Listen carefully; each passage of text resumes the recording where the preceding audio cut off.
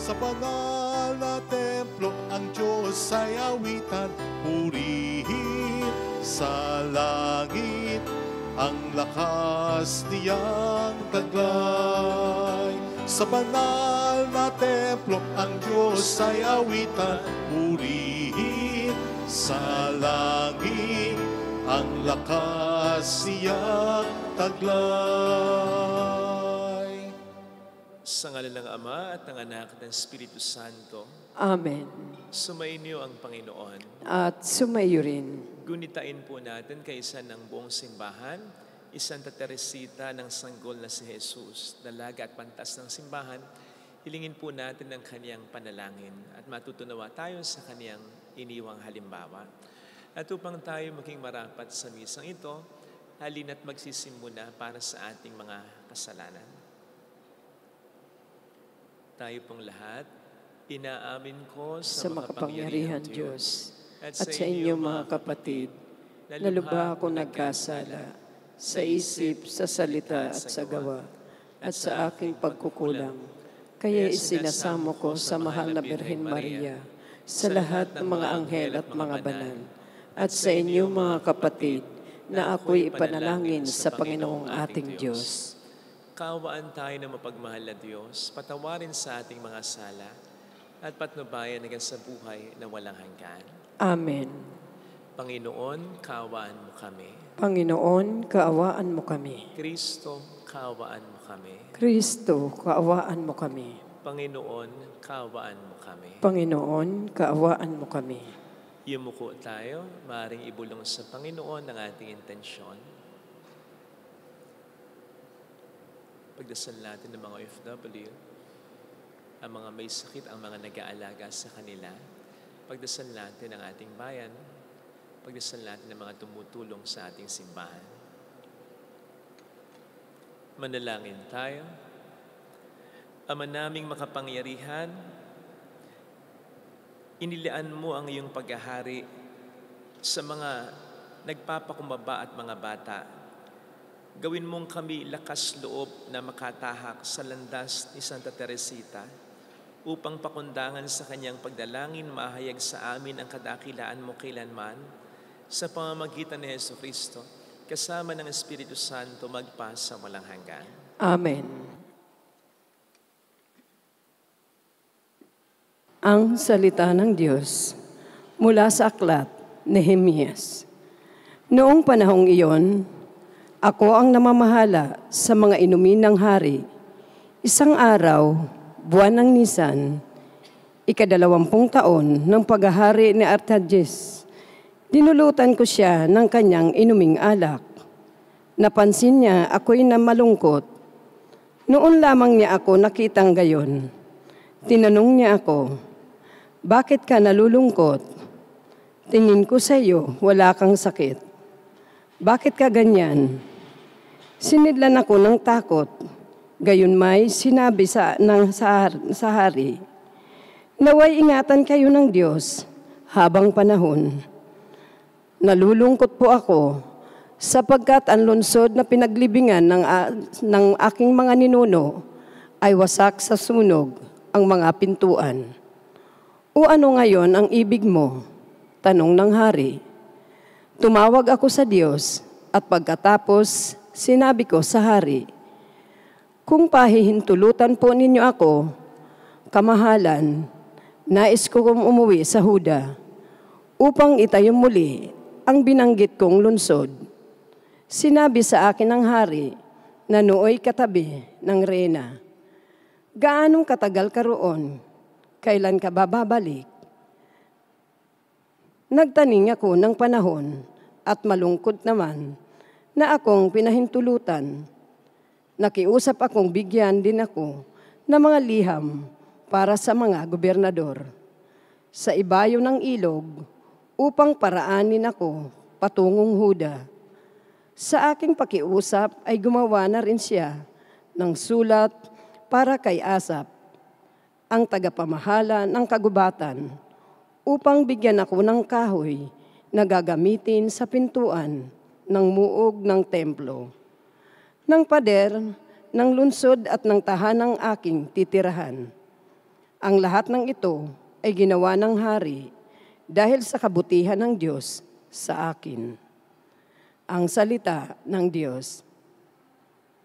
Kung ika'y aking limutin, wala na akong aawitin. Kung ika'y aking limutin, wala na akong aawitin. Sa pangpang ng mga ilog nitong bansang Babylonia, kami ro'y nakaupong tumatangis sa tuwina. Ang iniwan naming Siyon ay aming maalaala. Sa sanga ng mga kahoy sa tabi ng ilog nila, isinabit namin doon, yaong dala naming lira. Kung ika'y aking limutin, wala na akong aawitin. Sa amin ay iniutos ng amin at lumupig. Naaliw naman sila ng matamis naming tinig. Tungkol sa Siyon, yaong paksan niya ay nais nilang awit. Kung ika'y aking limutin, wala na akong aawitin. Paano namin aawitin ang awit ng Panginoon, samantalang bihag kami nangingibang bayan noon? Ayaw ko nang ang lira ko'y hawakan pa at tugtugin, kung ang bunga sa pagtugtog, limutin ng Jerusalem.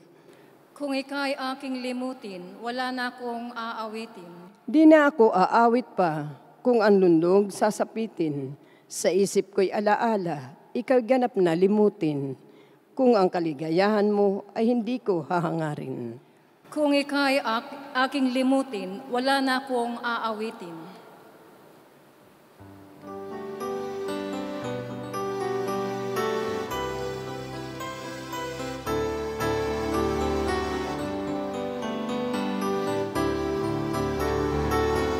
Alleluia, alleluia, alleluia.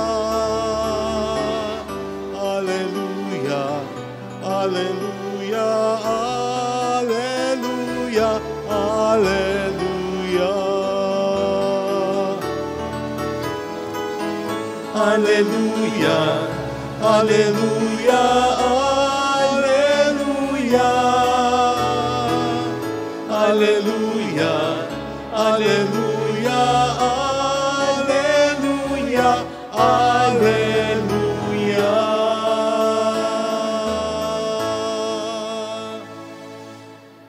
Sumainyo ang Panginoon. At sumaiyo rin. Ang mabuting balita ng Panginoon ayon kay San Lucas. Papuri sa iyo, Panginoon. Noong panahong iyon, samantalang naglalakad sina Jesus at ang kaniyang mga alagad, may taong nagsabi kay Jesus, "Susunod po ako sa inyo kahit saan." Sumagot si Jesus, "May lungga nga ang gubat at may pugad ang ibon. Ngunit ang anak ng tao ay wala man lamang matulugan o mapagpahingahan." Sinabi ni Jesus sa isa, "Sumunod ka sa akin." Ngunit sumagot ang tao, "Panginoon, hayaan po muna na akong umuwi upang ipalibing ang aking ama." Sinabi ni Jesus sa kanya, "Ipaubaya mo na sa mga patay ang paglilibing sa kanilang mga patay, ngunit ikaw, humayo ka at ipahayag mo ang tungkol sa paghahari ng Diyos." Sinabi naman ng isa, "Susunod po ako sa inyo, Panginoon, ngunit magpapaalam muna ako sa aking mga kasambahay." Sinabi sa kanya ni Jesus, "Ang sino mang nag-aararo at palaging lumilingon ay hindi karapat-dapat sa paghahari ng Diyos." Mga kapatid, ang mabuting balita ng Panginoon. Pinupuri ka namin, Panginoong Hesu Kristo. Welcome po sa Our Lady of Lasal at Quasay Parish, kung saan ayos lang umiyak at samahan tayo ng mahal na ina sa pag-iyak at sa pagdarasal upang maging maayos ang lahat. Alam po ba ninyo na may mga ahensya sa iba't ibang panig ng mundo na hindi lamang po nagpaplano kundi gumagawa na ng mga hakbangin upang makapagpatayo ng komunidad sa Mars? Opo. Nandyan halimbawa ang NASA, ang Mohammed bin Rashid Space Center ng United Arab Emirates, nandyan ang SpaceX, at may iba pa. Nakakahanga. Pero mas nakakahanga yung mga taong magvo-volunteer para dito. Sakaling matuloy na po ito, sapagkat sinasabing yung mga unang taong mapupunta doon para magbuo ng mga komunidad, mag-ayos sa mga gamit, mga kinakailangan, magtayo ng conducive or safe na environment, one-way ticket lang. Wala nang balikan. Doon na sila mamamatay. Sipin po niyo yun. Yan nakakanga eh. Dapat buang loob mo. Ano man ang maging sitwasyon mo. Sino mang taong sakripisyo mo, naiiwan mo sa mundong ito sapagkat wala nang balikan ito. Parang ganito po ang sinasabi ng ating Panginoon sa ating Ebanghelyo ngayon para sa mga gustong sumunod sa Kanya. Una, ang sundan natin siya kahit saang sitwasyon. So you see, hindi lamang po lugar ang pinag-uusapan natin dito, kundi sitwasyon, pagkakataon. Sapagkat po pwedeng nasa magandang lugar tayo, nasa magandang katatayuan tayo, pero pwedeng maging pangit ang sitwasyon. Pwede kasi tayong i-lead ng Panginoon sa mga sitwasyon na hindi natin naakala. Halimbawa, papaano kung i-allow ng Panginoon na magkasakit tayo ng malubha, magipit tayo ng sobra sa pera, ang karoon ng malaking problema sa pamilya. Ang hamon ng Panginoon, dapat sumunod pa rin tayo sa Kanya. Hindi sa sitwasyon lamang na gusto natin o wini-wish, pinipray natin, kundi kahit sa mga sitwasyon na inaalaw ng Panginoon na maranasan natin. Sapagkat kung doon tayo iaalaw ng Panginoon, kung doon tayo maililid ng pagsunod natin sa Panginoon, ibig sabihin lamang doon sa sitwasyong yon, meron tayong dapat gawin, meron tayong misyon. At sigurado rin naman na sa sitwasyong nun, nandoon din ang Panginoon upang sa atin ay tumulong. Ikalawa, sinasabi rin sa atin ng Panginoon na magsakripisyo. And this entails sacrificing even the most important person or thing in our life. You see, hindi po kinokontra ng Panginoon sa Ebanghelyo ngayon yung pagpapalibing sa magulang. Lalo pat bahagi ng kautusan ng Diyos ang igalang ang magulang. And certainly, lalo na para sa mga Hudyo noon, ang pagbibigay ng maayos na libing at dissenting libing para sa magulang ay bahagi ng ika-4 na utos ng Panginoon. Kaya lang, dito ay ine-emphasize sa atin ng Panginoon na kahit pa sa mga napaka-importanteng gawain, bagay at tao sa buhay natin, dapat siya ang pinaka-topmost, most pa priority natin. Sapagkat pwedeng gamitin ng kalaban ang mga taong mahalaga sa atin, ang mga bagay na mahalaga sa atin upang ilayo tayo sa Panginoon natin at i-distract tayo sa misyon natin. Sigurado ko po, at ito'y alam nyo rin, na maraming mga nakagagawa ng masama, nakapanloloko ng kapwa, nakapagnanakaw, nakapananakit ng kapwa, na-involve sa napaka-sistematikong at napakalalang korupsyon dahil sa pag-iisip ng kapakanan ng pamilya. Meron tayong kasabihan, ang taong nagigipit sa patalim, kumakapit.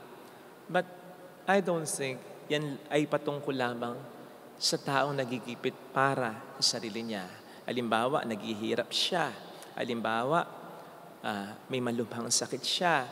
Halimbawa, gutom na siya. Sapagkat nakakasigurado ko na marami sa atin dito ngayon, ang kahit na gipit na, personally hindi pa rin sa patalim kakapit.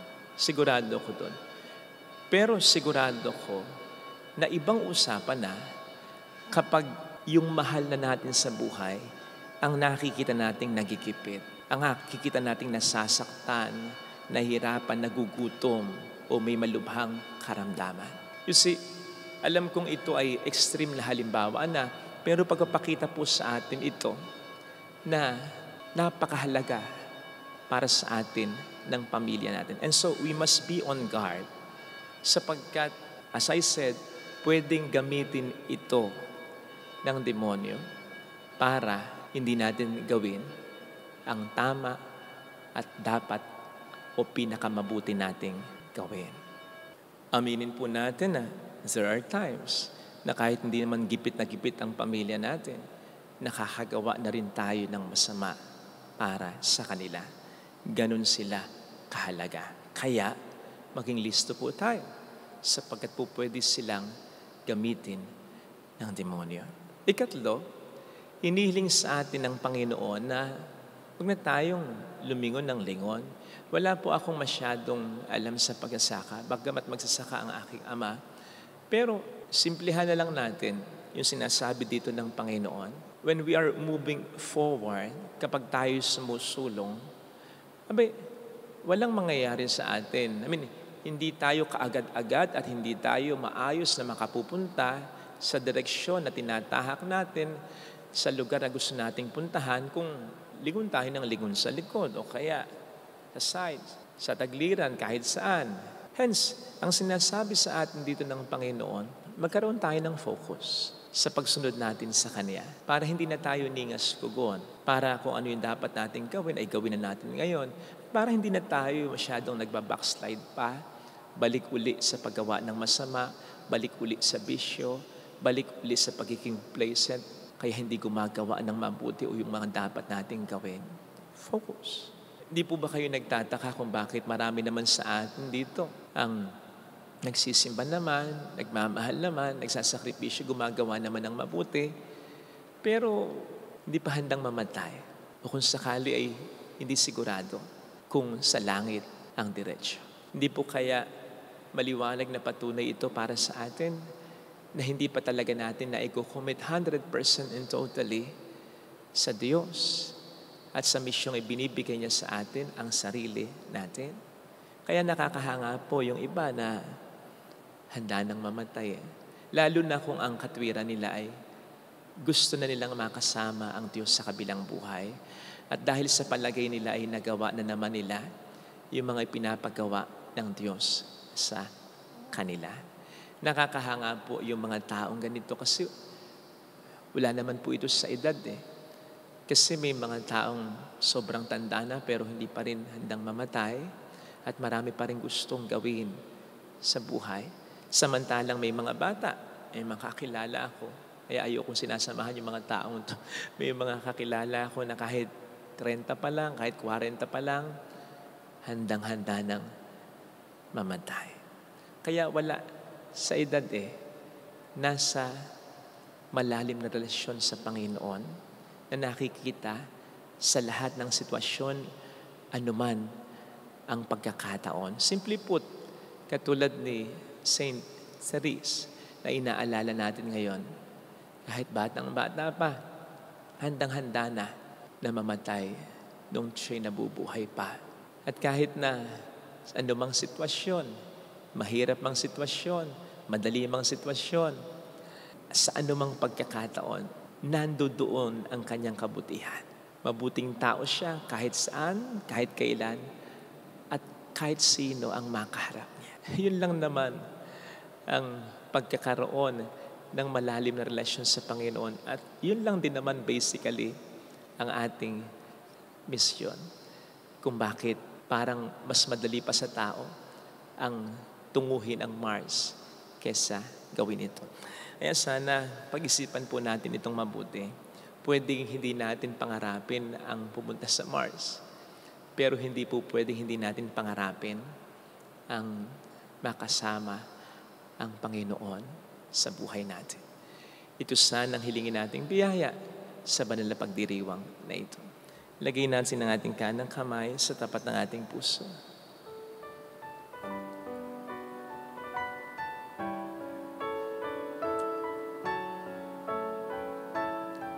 Awitin natin.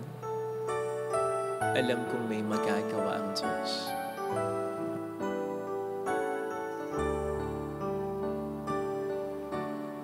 Alam kong may magagawa ang Diyos. ang Diyos. Alam kong may magagawa ang Diyos. Alam kong may magagawa Makapangyarihan siya. ang Diyos. Kung ako'y magtatapat, Kung ako'y magtatapat sa Kaniya'y maglilingkod, sa Kanya'y maglilingkod. alam kong may magagawa ang Diyos. Alam kong may magagawa ang Diyos. Alam kong diringin ng Diyos ang samo ko, Alam kong sapagkat mahal niya ako. diringin ng Diyos ang samo ko. Alam kong diringin ng Diyos ang samo ko, Alam kong diringin ng Diyos sapagkat alam niya ang samo pinagdaraanan. ko. Kung ako'y magtatapat, Kung ako'y magtatapat sa Kanya'y maglilingkod, sa Kanya'y maglilingkod. alam kong diringin ng Diyos ang samo ko. Diringin ng Diyos Pumikit tayo. ang samo ko. Panginoon, tulungan mo po ako na hangarin kang lagi sa buhay ko. Magkaroon ako ng focus sa aking pagsunod sa iyo at tulungan mo akong makapagsakripisyo kung ano, maging ang kung sino ang dapat kong isakripisyo upang magawa ko kung ano ang pinakadapat, pinakatama at pinakamabuti at pinakanakalulugod sa iyo. Tulungan mo ko, Panginoon, na mag-grow pa sa aking relasyon sa iyo. Alam kong madalas ay nagkukulang, sumasablay pa ako, naliliko pa ako ng landas. Salamat at Panginoon, hinahatak mo ko pabalik sa iyo. Tulungan mo po ako na magawa ko na ang dapat kong gawin. Makasunod na sa iyong kalooban para sa akin. Hallelujah! Hallelujah! Hallelujah! Purihin ang Diyos. Siya ay muling babalik sa atin. Hindi niya tayo iiwan. Hindi niya rin tayo pababayaan. Paniwalaan natin yan. Hallelujah! Purihin ang Diyos. Hallelujah! Sa takdang panahon ay babalik ang Panginoon upang tayo ay kunin. Tapat siya sa kaniyang mga pangako sa atin. Sabihin mo sa sarili mo, mayroong magandang mangyayari sa iyo. Higit pa sa inaasahan mo sapagkat mahal ka ng Diyos sa ng pakatandaan. Kung lalapit ka kay Jesus, maaaring matagal, maaaring maging mahirap, pero magiging maayos din ang lahat. Kapatid, hindi natin hawak ang buhay natin. Ngayon na, makipagrelasyon na sa Diyos. Ngayon na, magsakripisyo na para sa Kanya. Ngayon na, huwag nang lumingon-lingon pa. Papuri sa Ama at sa Anak sa Espiritu Santo. Kaparanan sa unang-una, ngayon at magpakailanman, at magpasawalang hanggan. Amen. Pag-aalay.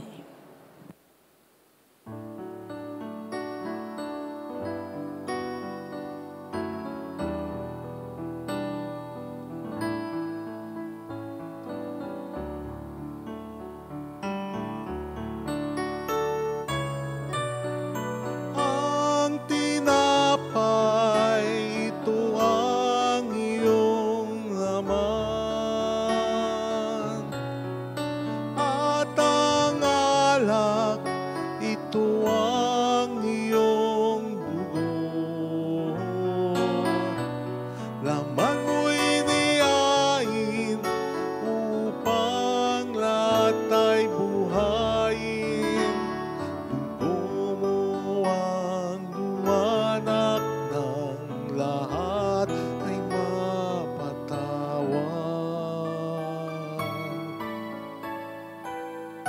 Aming alay sa'yo, Panginoon,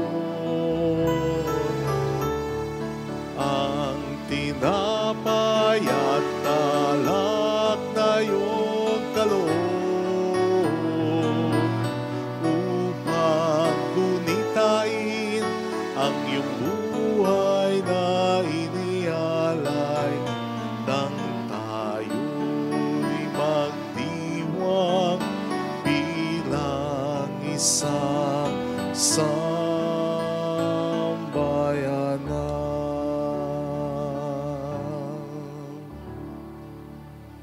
Manalangin tayo, pang ating handog ay maging kalugod-lugod sa Diyos Amang makapangyarihan. Tanggapin nawa ng Panginoon itong paghahain sa iyong mga kamay, sa kapurihan niya at karangalan sa ating kapakinabangan at sa buong sambayanan ng banal.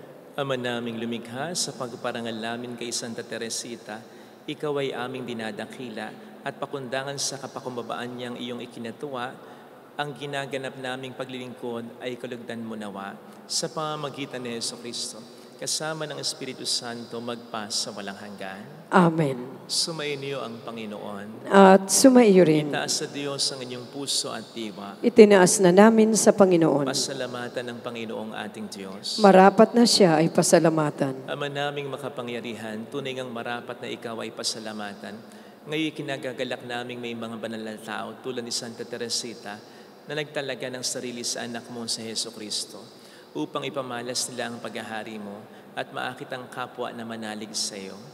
Ngayon sa amin binibigay ng iyong anak na minamahal ang kabanalang iyong taglay at hangad mong kamti ng tanan. Ito ang pinanggalingang amin ngayong nililingon. Dito mo rin nais na kami makarating at humantong.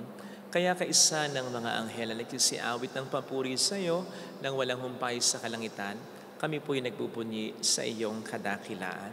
Santo, Santo, Santo, Panginoong Diyos ng mga hukbo, napupuno ang langit at lupa ng kadakilaan mo. Osana sa kaitaasan. Pinagpala ang naparirito sa ngalan ng Panginoon. Osana sa kaitaasan. Ama naming banal, ikaw ang bukhal ng tanang kapanalan. Kaya't sa pamamagitan ng iyong Espiritu, gawin mong banal ang mga kaloob na ito, upang para sa amin ay maging katawan at dugo ng aming Panginoong Jesucristo. Bago niya pinagtiis ang kusang loob na maging handog, hinawakan niya ang tinapay, pinasalamatan kaniya, pinaghati-hati niya iyon, niabot sa kaniyang mga alagad at sinabi, tanggapin ninyong lahat ito at kanin. Ito ang aking katawan na iahandog para sa inyo.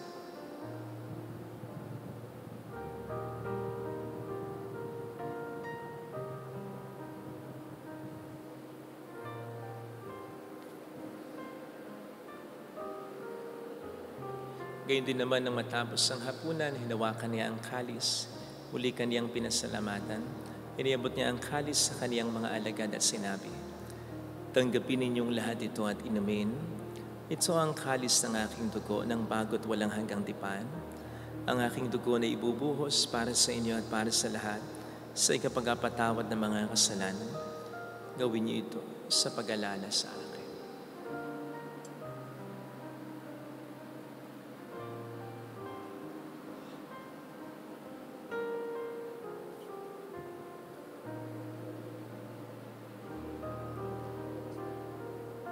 Ipagbunyi natin ang misteryo ng ating pananampalataya. Si Kristo'y namatay, si Kristo'y nabuhay, si Kristo'y babalik sa wakas ng panahon. Ama, ginagawa namin ngayon ang pag-alaala sa pagkamatay at muling pagkabuhay ng iyong anak, kaya inialay namin sa iyo ang tinapay ng buhay at ang kalis ng kaligtasan. Kami nagpapasalamat dahil kami iyong minarapat na tumayo sa harap mo para maglingkod sa iyo. Sinasamo namin kami na magsasalo sa katawan at dugo ni Kristo ay mabuklod sa pagkakaisa sa pamamagitan ng Espiritu Santo. Ama, lingapin mo ang iyong simbahang laganap sa buong daigdig. Puspusin mo kami sa pag-ibig, kaisa ni Leon na aming Papa at Dennis na aming Obispo at ang Tanang Kaparian. Alalahanin mo mga kapatid naming nahimlay ng may pag-asang sila'y muling mabubuhay, lalo na pong aming mga ipagdarasal. Saglit nating pagdasal ang ating mga minamahal na yumao.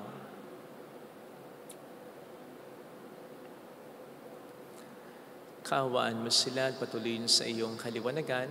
Kaawaan mo at pagkingtapatin kaming lahat na makasalo sa iyong buhay na walang wakas. Kaysa ang mahal na Birhen ng Lasalet, ang ina ng Diyos, Isanuse ang kabiyak ng kanyang puso, Santa Teresita, lahat po ng mga banala na muhay dito sa daigdig ng kalugod-lugod sa iyo, may pagdiwang naman namin ang pagpupuri sa ikararangal mo sa pamamagitan ng iyong anak na aming Panginoong Jesucristo.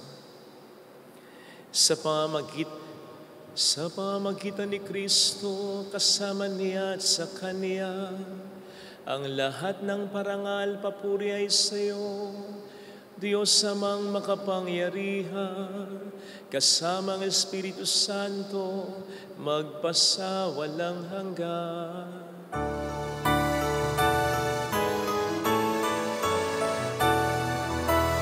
Amen.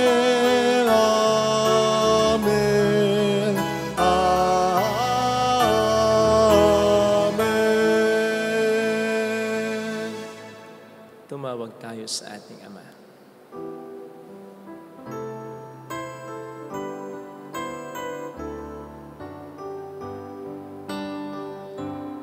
Ama namin, sumasalangit ka, sambahin ang ngalan mo, mapasa amin ang kaharian mo, sundin ang loob mo dito sa lupa para ng sa langit.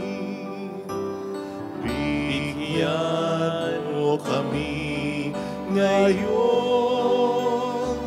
ng aming kakanin sa araw-araw,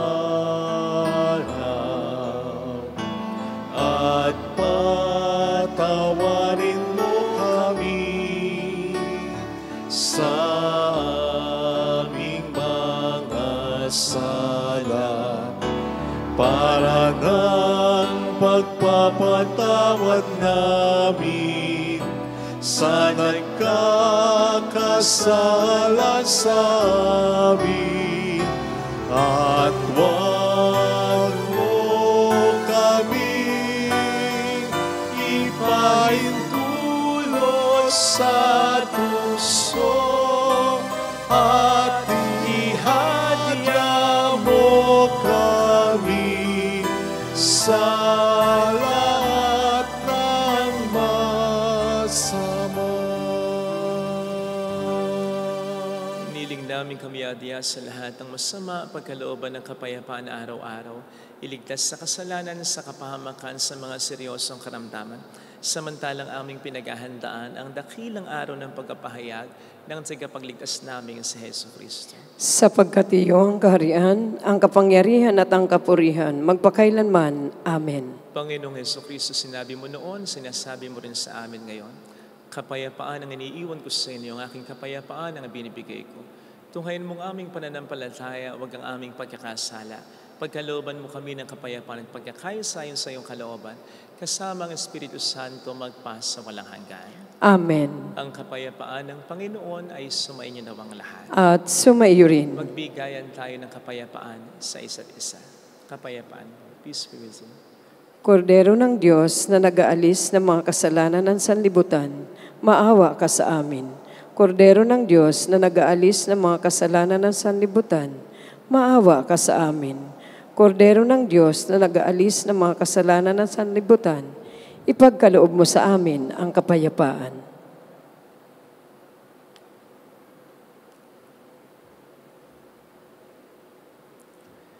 Narito sa harap natin ng Panginoon ang ating buhay at kaligtasan. Mapalad tayong inaanyayahan. Panginoon, hindi ako karapat-dapat na magpatuloy sa iyo, ngunit sa isang salita mo lamang ay gagaling na ako.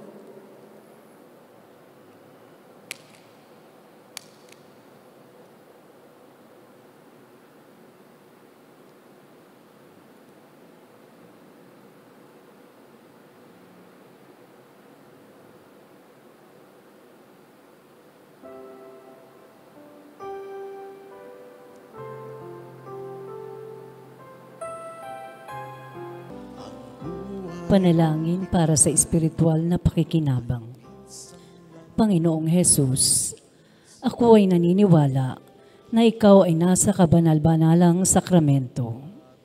Iniibig kita ng higit sa lahat at ninanasa kong tanggapin ka sa aking kaluluwa. Sapagkat sa mga sandaling ito, hindi kita matatanggap sa sakramento. Tumuloy ka sa espiritu sa aking puso. Niyayakap kita na parabang naririto ka na. Inaalay ko ng buong buo ang aking sarili sa iyo. Huwag mong hayaang mawalay ako sa iyo. Amen. Maging mapalad sanang tanggapin. Tanging pangarap ko, sana'y bigyang daan. Sa landas ko'y hawi ng buhawi ng gulo. Ang ulap na nagsisilbing dilim sa langit ko, tunawin at gawing ulan lan sa buhay kong tigang. Mula sa pagkakasadla, ako'y muling ibangon mo, at umasa kang maglilingkod sa'yo. Tanging pangarap ko, sana'y bigyang daan.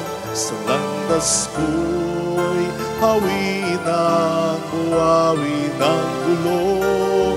Ang ulap na nagsisilbing dilim sa langit ko, tunawin at gawin ulan lan sa buhay kong tigang. Mula sa pagkakasadla, ako'y muling ibangon mo, at umasa ka, at umasa ka, at umasa ka. Maglilingkod sa'yo, maglilingkod sa'yo.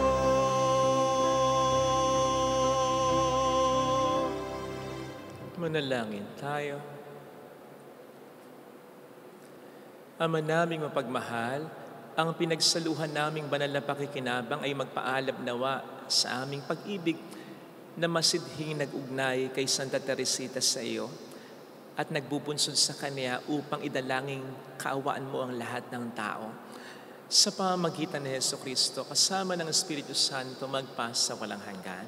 Amen. Holy God, Holy Mighty One, Holy Immortal One. Have mercy on us and on the whole world. Holy God, Holy Mighty One, Holy Immortal One. Have mercy on us and on the whole world. Holy God, Holy Mighty One, Holy Immortal One. Have mercy on us and on the whole world. Jesus, King of Mercy. We trust in you. Alalahanin. Alalahanin, o mahal na Birhen ng Lasalet, ina ng pag-asa. Ikaw ang nagpapaalala sa amin magbalik loob sa Ama. Ito ang nagpapatunay na ang kagandahan loob mo'y nanatiling busilak. Sa pag-aaruga mo sa amin, tungkulin mo'y tinupad. Sa paanan ni Kristo ay tinurin mo kaming mga tunay mong anak. Kaya ninais mong ni isa'y huwag mapahamak, maging sa iyong walang tigil na pananalangin pati luhay pumatak. Huwag naman mawala ng saysay ang iyong paghihirap. Hiling nawa namin sa iyo o aming inang liyag, na matapos ang pakikibaka namin sa mundong ito at sa pananatili namin tapat kay Kristo, sa kapurihan mo'y makibahagi kaming ganap, upang kung nasaan ka ngayon ay maparoon din kaming lahat, at ang kaganapan ng kalwalhatian ng Diyos Amay, tuluyang matupad siya'y nawa. Mahal na Birhen ng Lasalet, ikapagkasundo ng mga makasalanan. Ipanalangin mong walang patid, kami mga dumudulog sa iyo. Marami pong salamat sa inyong pakikiisa at sa mga tulong na binibigay po ninyo na nakatutulong sa marami pang mga chapels, simbahan at mga institusyon. Marami pong salamat sa inyo. Kung alam po lang ninyo kung saan napupunta yung mga tinutulong po ninyo na mahirap pong isa-isahin, pero I assure you, matutuwa kayo at siguradong mas natutuwa ang ating Panginoon. Kaya maraming pong salamat sa inyong lahat. Sumainyo ang Panginoon At sumaiyo rin. Pagpalain kayo kasama ang ating pamilya ng mapagmahal na Diyos, ng Ama at ng Anak, ng Espiritu Santo. Amen. Umayo tayo sa kapayapaan ni Kristo. Salamat sa Diyos.